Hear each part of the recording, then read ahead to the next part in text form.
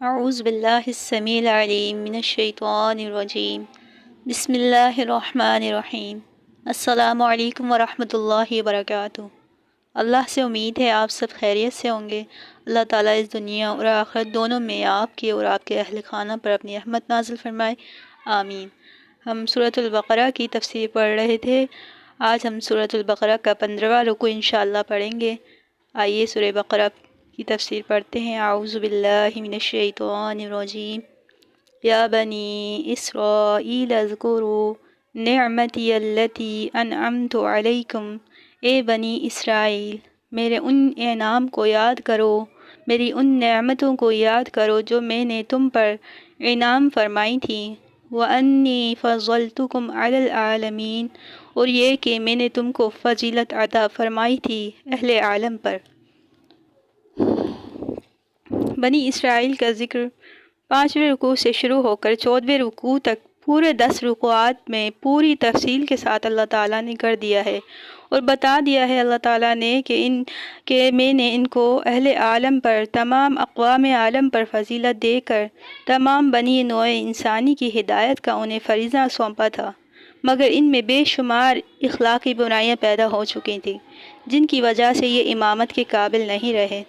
تو اللہ تعالیٰ نے ان کی ایسی تمام اخلاقی بیماریوں کا تفصیل سے یہاں ذکر کر دیا ہے، اور آخر میں انہیں پھر وہی ہدایت کی جا رہی ہے جو انہیں ابتدا میں کی گئی تھی کہ اس دن سے ڈر کر اب بھی اپنی خبیث عادتوں پر، خباثتوں سے باز آ جاؤ۔ اس دن سے ڈر جاؤ جس دن کوئی شخص دوسرے کے کام نہیں آ سکے گا اور نہ ہی بدلہ قبول کیا جائے گا، نہ اس دن کسی کی سفارش فائدہ دے سکے گی اور نہ ہی کوئی کسی کی کسی اور طریقے سے مدد کر سکے گا۔ جیسے اللہ تعالیٰ ارشاد فرما رہے ہیں وَاتَّقُوا يَوْمًا لَا تَجْزِي نَفْسٌ عَن نَفْسٍ شَيْئًا وَلَا يُقْبَلُ مِنْهَا عَدْلٌ وَلَا تَنفَعُهَا شَفَاعَةٌ وَلَا هُمْ يُنصَرُونَ، اور اس دن سے ڈر جاؤ جب کوئی کسی کے کام نہیں آ سکے گا، اور اس دن نہ تو معاوضہ قبول کیا جائے گا اور نہ کسی کی سفارش اس دن فائدہ دے گی، اور نہ ہی لوگ کسی اور طریقے سے مدد حاصل کر سکیں گے۔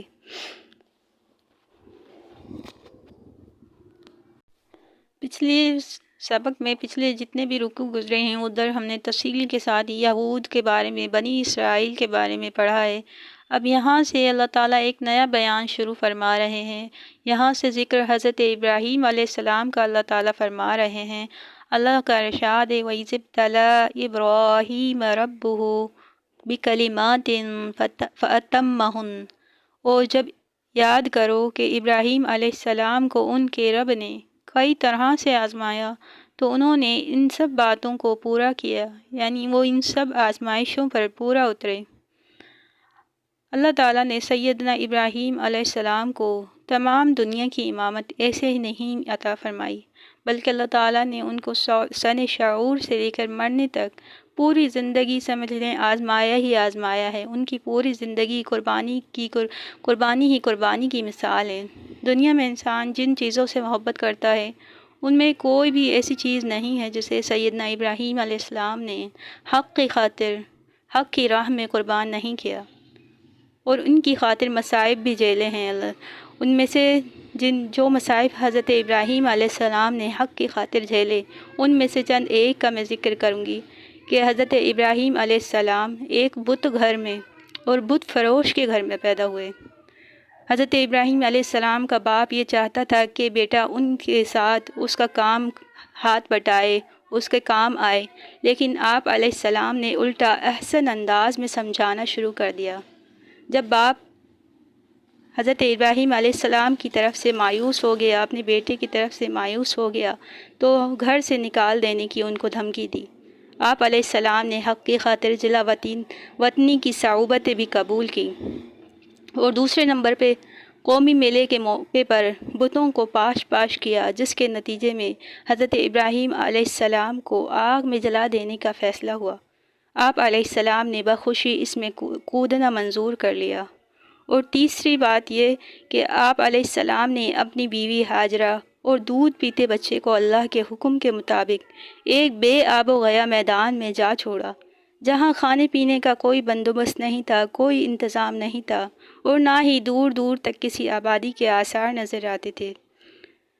اور چوتھی یہ بات کہ بوڑھی عمر میں حضرت ابراہیم علیہ السلام کو حضرت اسماعیل علیہ السلام ان کے بیٹے ملے۔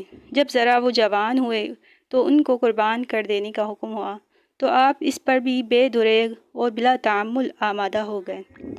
غرض آپ کی قربانیوں اور آزمائشوں کی فہرست بہت طویل ہے۔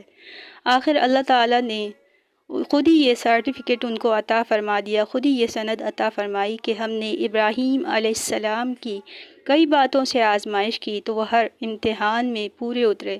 لہٰذا اللہ تعالیٰ نے ان امتحانوں کے نتیجے میں آپ کو دنیا جہان کا امام بنا دیا، اور آئندہ قیامت تک کے لیے سلسلہ نبوت کو آپ علیہ السلام کی اولاد سے ہی منسلک کر دیا، اور دنیا کے اکثر اور بیشتر مذاہب اپنے مذاہب کی آپ کی طرف نسبت کرنا باعث فخر اور امتیاز سمجھتے ہیں۔ قال انی جاعلک للناس اماما، اللہ تعالیٰ نے فرمایا میں تمہیں سب لوگوں کا امام بنانے والا ہوں۔ قال ومن ذریتی، تو حضرت ابراہیم علیہ السلام نے فرمایا میری ذریت سے بھی۔ قال لا ینال عہد الظالمین، اللہ تعالیٰ نے فرمایا ظالموں سے میرا یہ وعدہ نہیں ہے۔ جب حضرت ابراہیم علیہ السلام کو اللہ تعالیٰ نے فرمایا کہ میں تمہیں امام بنانے والا ہوں تمام لوگوں کا، تو حضرت ابراہیم علیہ السلام نے اللہ سے پوچھا، یہ پوچھنا بھی ہو سکتا ہے، یہ درخواست بھی ہو سکتی ہے کہ میری امت سے بھی، میری ذریت سے بھی امام بنائیو۔ تو اللہ تعالیٰ نے فرمایا میرا یہ عہد ظالمین سے نہیں ہے، ظالم لوگوں سے نہیں ہے، یعنی امامت کا وعدہ صرف تمہاری اس اولاد سے تعلق رکھتا ہے جو صالح ہوگی، جو نیکوکار ہوگی، اور ظالموں اور گناہ گاروں کے لیے ایسا کوئی وعدہ نہیں ہے۔ یہاں سے یہود کے اس غلط عقیدے کی بھی تردید ہو گئی جو وہ سمجھتے تھے کہ ہم چونکہ پیغمبروں کی اولاد ہیں اس لیے ہمیں آخرت میں عذاب نہیں ہوگا۔ اب آگے اللہ رب العزت ارشاد فرماتے ہیں وَإِذْ جَعَلْنَا الْبَيْتَ مَثَابَةً لِلنَّاسِ وَأَمْنًا، اور یاد کرو جب ہم نے بیت اللہ کو لوگوں کے لیے عبادت گاہ اور امن کی جگہ قرار دیا۔ مثابت کہتے ہیں لوگوں کے بار بار آنے جانے کی جگہ، یعنی حج عمرے کی غرض سے، طواف اور عبادت اور نماز کی غرض سے۔ وَاتَّخِذُوا مِن مَّقَامِ إِبْرَاهِيمَ مُصَلًّى، اور اللہ تعالیٰ نے فرمایا کہ مقام ابراہیم کو جائے نماز بناؤ۔ مقام ابراہیم وہ پتھر ہے جس پر کھڑے ہو کر سیدنا ابراہیم علیہ السلام نے خانہ کعبہ کی تعمیر کی تھی۔ اسی پر کھڑے ہو کر آپ نے لوگوں کو حج کے لیے پکارا تھا۔ یہ پتھر خانہ کعبہ کے صحن میں ہے، اور آج کل اسے ایک چھوٹی سی شیشے کی گنبد نما عمارت میں محفوظ کر دیا گیا ہے۔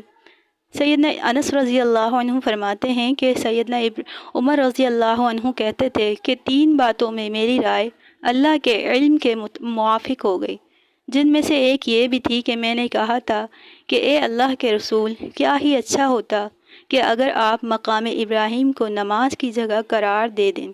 اس وقت اللہ تعالیٰ نے یہ آیت مبارکہ نازل فرمائی وَاتَّخِذُوا مِن مَّقَامِ إِبْرَاهِيمَ مُصَلًّى، چنانچہ طواف کرنے والے اسی مقام کے پاس 2 رکعت نماز نفل ادا کرتے ہیں۔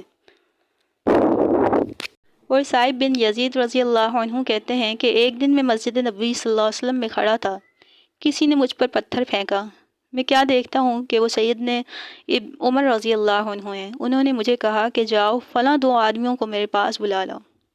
میں انہیں بلا لایا تو سیدنا عمر رضی اللہ عنہ نے ان سے پوچھا کہ تم کون ہو اور کہاں سے آئے ہو؟ وہ کہنے لگے کہ ہم طائف سے آئے ہیں۔ سیدنا عمر رضی اللہ عنہ نے کہا کہ اگر تم اس شہر یعنی مدینہ کے شہر کے رہنے والے ہوتے تو میں ضرور تمہیں سزا دیتا۔ کیونکہ تم رسول اللہ صلی اللہ علیہ وسلم کی مسجد میں اپنی آوازیں بلند کرتے ہو اور شور مچاتے ہو۔ یعنی یہ بھی معلوم ہوا کہ مسجد میں شور بھی نہیں مچانا چاہیے، وہاں بلند آواز سے نہیں بولنا چاہیے، یہ بھی اس کے آداب کا ایک تقاضا ہے۔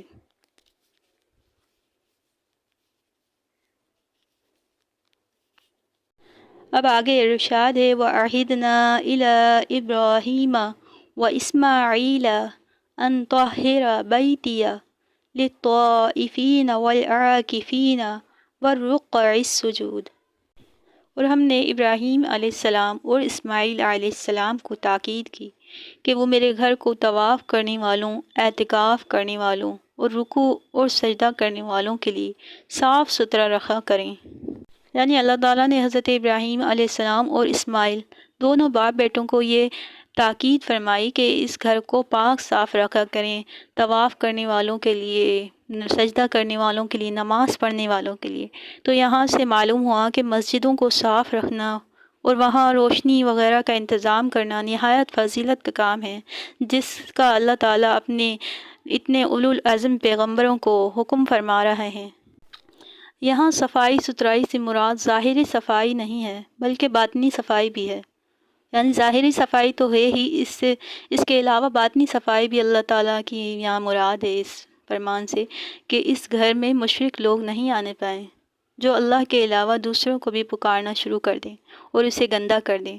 اور مساجد کی صفائی اور آداب کے لیے میں کچھ حدیثیں آپ کے سامنے بیان کروں گی کہ اس کی فضیلت کتنی ہے، کہ حضرت انس رضی اللہ عنہ کہتے ہیں کہ نبی اکرم صلی اللہ علیہ وسلم نے فرمایا کہ مسجد میں تھوکنا گناہ ہے اور اس کا کفارہ یہ ہے کہ اسے دفن کر دینا۔ یعنی مسجد میں کسی نے تھوکا، یہ بہت گناہ کا کام ہے، اب اس کا کفارہ یہ ہے کہ اسے دفن کر دے یا صاف کر دے۔ یہ بخاری کی روایت ہے۔